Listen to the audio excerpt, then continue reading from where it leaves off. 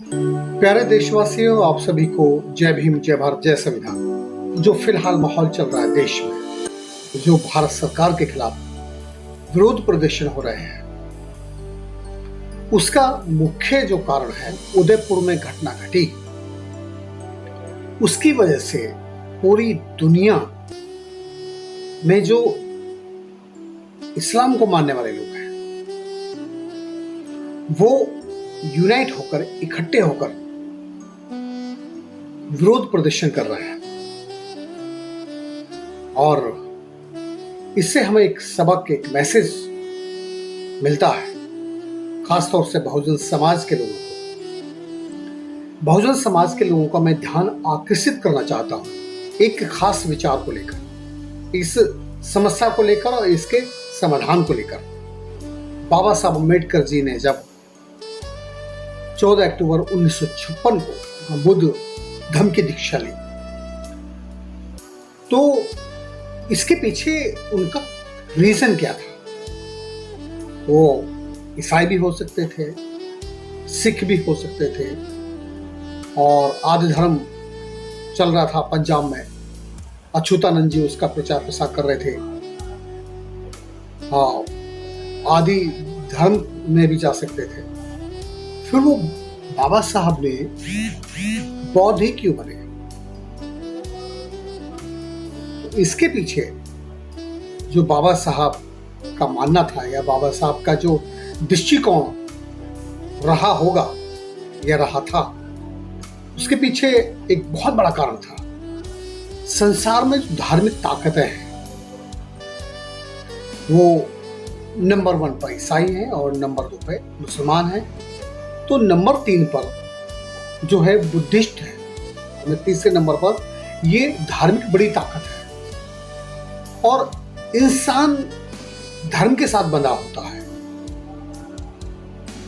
तो जो शोषित पीड़ित लोग थे, भारत के लोग, ये जो बौद्ध थे, जिन्हें बाद में न जाने क्या क्या बन गए, क्या क्या उन्हें बना दिया गया, तो उनकी वास्तविक पहचान खत्म कर दी, उनका शोषण कर दिया।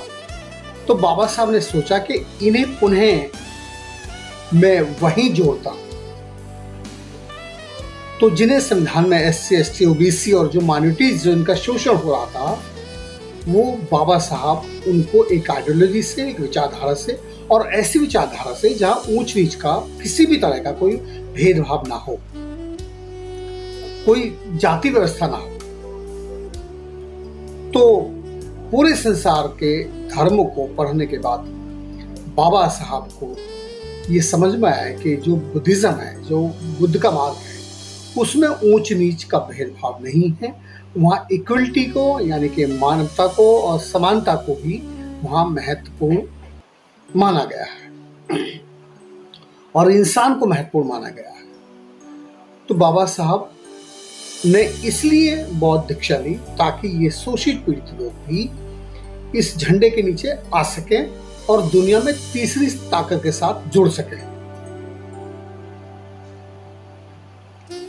सोचकर देखिए, अगर ये बहुजन समाज के लोग मांग, मातंग, मार, ढोर, चमार, रांगड़, रैया, कोरी, कोईल, हिले, डोम, पासी, घासी, सांसी, कहार, लोहार, सुतार, बढ़ई, तेली, तमोली और ये अहिर, ये सभी लोग अगर बुद्धिज्म को स्वीकार लेते, अगर बुद्ध का मार्ग स्वीकार लेते, अगर बुद्धिस्ट बन जाते, तो इनका शोषण नहीं होता। बाबा साहब ने खुद कहा है कि यदि एक गांव में एक मुस्लिम परिवार है तो उसकी बेटी का बलात्कार नहीं हो सकता, उसका शोषण नहीं कर सकते, क्योंकि वो एक मुस्लिम दिख जरूर रहा है, लेकिन वो एक मुस्लिम नहीं है। 6.5 अरब यानी पूरे संसार के मुसलमान उसके साथ हैं। दलितों की कितनी हत्याएं हुई है इस देश में, दलितों की बहन बेटियों का कितना बलात्कार किया गया है इस देश में, लेकिन फिर भी एक इंकलाब नहीं आया। हरियाणा भगाना एक गांव है जहां पर 4 बेटियों का बलात्कार किया गया और बलात्कार की रिपोर्ट में लिखी गया। रिपोर्ट लिखने के लिए यदि उनके परिवार वालों ने संघर्ष किया तो रिपोर्ट लिखने के बाद कोर्ट से जब वापस आए तो बलात्कारियों ने ही, उनके लोगों ने उनके मवेशियों का चारा रोक दिया, उनकी नाली का पानी रोक दिया और इतना प्रताड़ित, उनका राशन रोक दिया, इतना प्रताड़ित उनको किया कि 135 परिवारों ने वो गांव छोड़ दिया और 6 साल तक लगातार जंतर मंतर पर संघर्ष करते रहे, इंसाफ मांगते रहे और इंसाफ नहीं मिला। और बदायूं में 2 बेटियों को बलात्कार किया गया। बलात्कार करने के बाद उनकी हत्या की गई। हत्या करने के बाद उनके कपड़े उतारे गए। कपड़े उतारने के बाद उनकी लाश को पेड़ से टांग दिया गया। और महाराष्ट्र में नरेंद्र दाभोलकर जो पाखंड अंधविश्वास के खिलाफ संघर्ष कर रहे थे, उनको गोली मारकर हत्या कर दी और 6 साल तक पकड़ा ही नहीं गया हत्यारे को। और एमपी में शौच कर रहे 2 बच्चों को पीट पीट कर उनको मार दिया। और अगर किसी ने जय भीम भी बोला तो उसकी हत्या कर दी। 14 अप्रैल मनाने के लिए संघर्ष करने वाले लोगों की हत्या कर दी। और एक दलित व्यक्ति को बिहार में जो लाख निकालने वाली मशीन, जो गेहूं निकालने वाली मशीन होती है, मारकर उसमें डाल दिया। लेकिन कहीं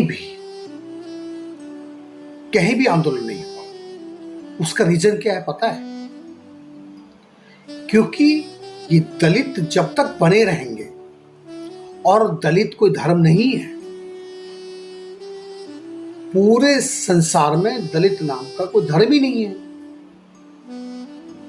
अब दलित के साथ शोषण हो रहा है, होए दुनिया को क्या।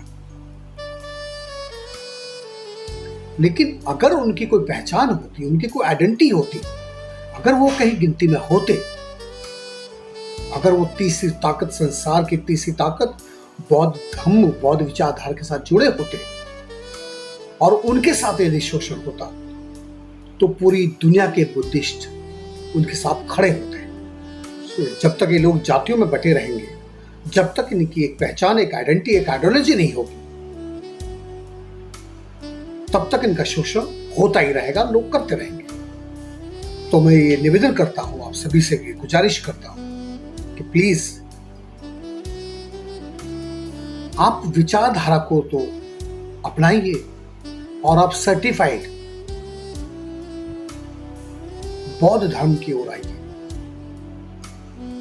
जब आपकी पहचान होगी तो आपका कोई शोषण नहीं कर पाएगा। मैं नहीं कहता इधर आइए, आपको अच्छा लगता है तो आप इस गटर से बाहर निकलिए, इस आइडेंटिटी से, इस पहचान को खत्म कीजिए। आप अब एक ऐसी पहचान, एक ऐसी ताकत के साथ जुड़िए जहां आपका संरक्षण हो सके, जहां आपकी सुरक्षा हो सके। आज के लिए इतना ही। यदि आपको अच्छा लगा हो तो प्लीज लाइक कीजिए, कमेंट्स कीजिए, सब्सक्राइब कीजिए। ब्लू पैंथर उमेश के नाम से मेरा चैनल है, आप उसको सब्सक्राइब कर सकते हैं। अधिक से अधिक लोगों तक इस वीडियो को भेज सकते हैं। जय भीम, जय भारत, जय संविधान।